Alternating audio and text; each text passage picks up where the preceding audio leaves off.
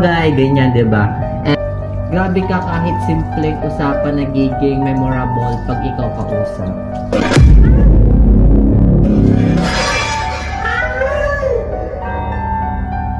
It's because hindi sa ayaw ko kayo. Hindi ayaw ko kayo, ha? Ha?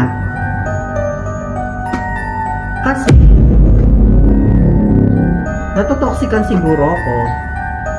May ayaw ako. Hindi healthy para sa akin. It's because hindi rin healthy sa karamihan. Kaya ayoko rin ng toxic na tao kasi kung toxic ang tao, umalis ka. Sabi niya matagal nang may gusto ang kaibigan ko sa'yo. So anong gagawin ko? Na kasalanan ko pa. Sino ka ba? Gusto ka ng BF ko, ayaw tumigil sa pagkukwento sa'yo. Wala. Baka kung may maging cause ng hiwalayan nung yan, ha? Dumaan na tayo sa best and worst, pero never naging weird.